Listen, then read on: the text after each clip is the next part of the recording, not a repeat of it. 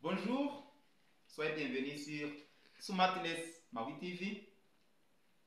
Nk'uko muri iyi minsi tumaze iminsi twiga amasomo y'ikibonezamvugo, grammaire. Aujourd'hui, nous avons ici devant nous les noms suivants: la table. Ici, vous trouvez les tables, les pupitres, les pupitres, le garçon, les garçons, la fille, les filles, l'enfant, les enfants, un tableau, les tableaux, une maison, des maisons.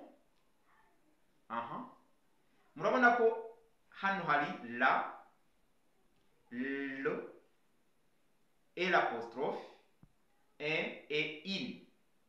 Ariko hirya bigahura yuko hari le no kwa aya magambo ukabona ko inyuma nagiye nongeraho s, ahandi nagiye nongeraho d, ariko inyuma naho hakiyongeraho s. Ça c'est pour dire, c'est pourquoi alors? C'est pour dire les nombres, c'est pour nous montrer les nombres des mots. Hano ni ukugira ngo umubare w'amagambo, ntabwo tuba tuvuga umubare w'amagambo, tuba tuvuga niba ari bikeya cyangwa niba ari byinshi, ce qu'on appelle singulier ou pluriel. Le nombre des noms, c'est-à-dire singulier ou pluriel, bikeya cyangwa byinshi. Iyo ibintu ari bikeya, on dit en français que c'est singulier, byaba byinshi tukavuga pluriel. Ça, quand on dit une maison, c'est-à-dire que c'est un seul maison, ni inzu imwe. Quand on dit des maisons, c'est-à-dire beaucoup de maisons, 2, 3, ainsi de suite. Quand on dit ici l'enfant, c'est-à-dire un seul enfant, umwana umwe, mais les enfants sont beaucoup, sont nombreux, ni benshi. Quand on dit ici un tableau, ni ikibaho kimwe, mais là-bas sont des tableaux. Quand on dit aussi une vache, là-bas c'est des vaches. Devant un nom singulier, nous trouvons les déterminants, soit définis ou indéfinis, qui sont singuliers. Les déterminants définis singuliers sont la et l'apostrophe, le. Ce sont les déterminants définis. Et au pluriel, ça devient les.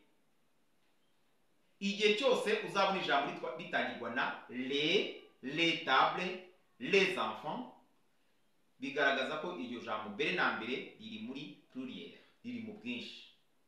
Igihe cyose uzabona ijambo ritangirwa na la et l'apostrophe, le, c'est-à-dire que c'est un nom singulier, ni ijambo riri mu buki.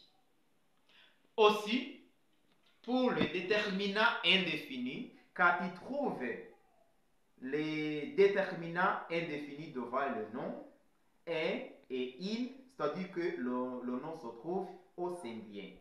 Et si ça commence par des, c'est-à-dire que le nom se trouve au pluriel. Et il, ce sont les déterminants indéfinis singuliers. Et des, ce sont les déterminants indéfinis pluriels. Aha ni ukuhamenya neza, un, il muri pluriel bihinduka des. Un, il, ce sont les déterminants singuliers, et au pluriel, ça devient des. La et l'apostrophe, les, ça devient les, au pluriel. Aussi, un, c'est un déterminant indéfini, mais masculin. Au féminin, ça devient in. Mais là, et l'apostrophe, ça peut être précédé par les noms féminins ou masculins. Mais là, c'est féminin. Au masculin, ça devient les. Nous continuerons avec beaucoup d'exercices. Iri somo turakomeza kurikoraho imyitozo myinshi, ariko ayo masomo uko ari atatu bundi, les nombres des noms singulier ou pluriel, les genres des noms féminins ou masculins et les déterminants définis ou indéfinis. C'est là le centre dit grammaire. Iri ni izingiro ry'ikibonezamvugo cy'igifaransa. Iri ni izingiro, tubyumve neza, ni izingiro ry'ikibonezamvugo cy'igifaransa. Hari abantu baherutse kunsaba kubigisha les déterminants démonstratifs. Nari nanze kwigisha déterminants démonstratifs, ntari nigisha genre des noms, ntabwo byari kumvikana kuko byari kunsaba ko kiramo za singulier, pluriel, nkakiramo féminin, masculin, nkazanamo les déterminants définis et indéfinis. Ntabwo uri kwigisha les déterminants démonstratifs sans enseigner tous ces types de déterminants. Merci de nous avoir suivis. À la prochaine occasion. Niba ibyo nakwigisha bigufitiye akamaro, niba ubona bigufitiye agaciro, ubisangiza abandi kandi ukore subscribe. Ntabwo nzi impamvu abantu bamwe bimana subscribe, ntabwo ari amafaranga yawe abagenda, ni ukunteza imbere, ni ukugaragaza ko ndimo gukora neza. Ayo manota muyampe mwiyanyuma niba mubona nyakwiye, nibona ntayakwiye wenda ntukandeho, ahubwo unyandikire mu gikaro uvuge uti twigishe muri buno buryo, nabyo birashoboka. Mwakoze cyane.